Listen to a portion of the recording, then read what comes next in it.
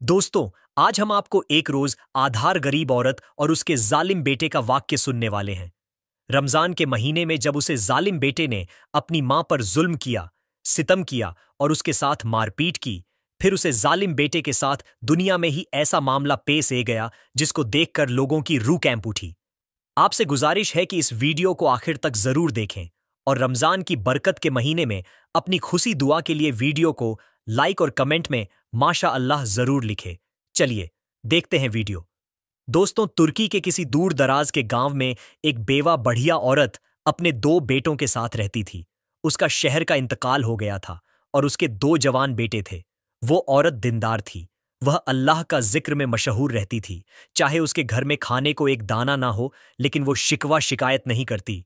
उसे औरत का बड़ा बेटा बहुत ज्यादा नाफरमान था, इस्लाम के भी करीब नहीं था, जबकि छोटा बेटा बहुत फार्मा बरदार था, दीनदार था। माँ हमेशा दोनों बेटों को एक दर्श देती कि जो हक की राह पर चला है वही कामयाब राहत है। यह धन दौलत ज्यादा कोई हैसियत नहीं रखती, बस अल्लाह हमसे राजी रहे। जब रमजान का चंद दिखा तो मैंने कहा, बेटा कल से हमें रोज रखना है। बड़ा बेटा झट से खाने लगा। मैं और रोज रखूं? ये तो वही बात कह दी आपने की। यहां पर खाने के लिए एक गाना नहीं, पीने के लिए, पर रख लो। पूरे दिन भूखे प्यास रहकर अकरम कौन सा इनकी काम लेंगे।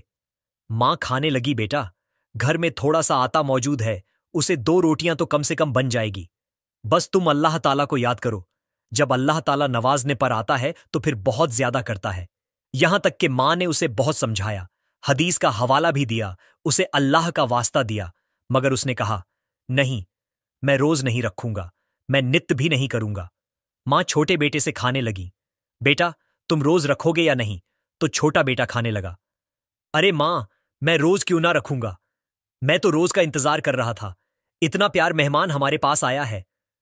मां बहुत खुश हुई। उसने कहा, तुम लोग थोड़ी डर के लिए सो जो, फिर से मैं उठाना है।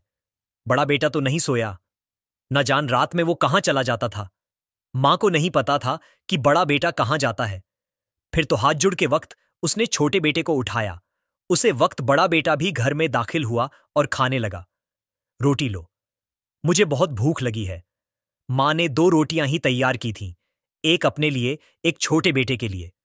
लेकिन जब बड़े बेटे ने कहा कि मैं बहुत भूख हूं और मुझे रोटी खानी है, तो मां ने अपने मुंह का निवाला बड़े बेटे को दे दिया।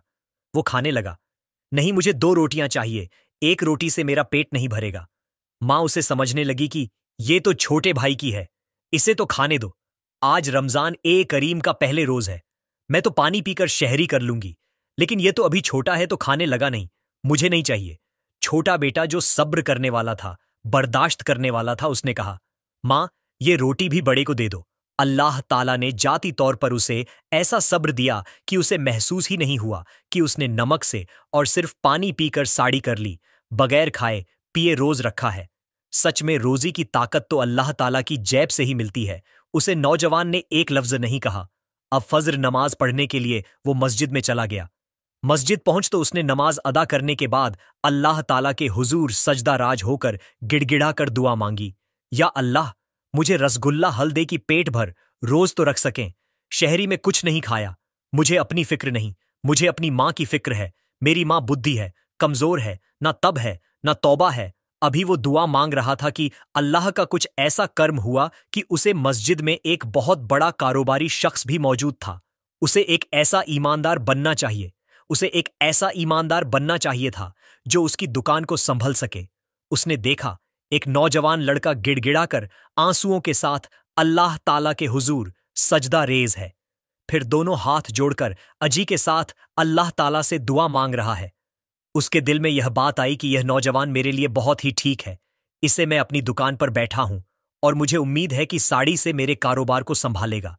यह सोचकर वह व्यापारी शख्स उसके पास आया। उसने कहा, नौजवान, ऐसा लगता है कि इस गांव के हो। जी हां। लेकिन आप कौन? सुर ने कहा, मैं शहर से आया हूं। यहां मसाले की एक बहुत बड़ी दुकान मैंने खोली है और मैं एक मुलाजिम की तलाश में हूं। मुलाजिम वो जो मेरी पूरी दुकान को संभल भी ले और हिसाब किताब भी कर ले। मुझे लगता है तुमसे ज्यादा मौजो और तुमसे ज्या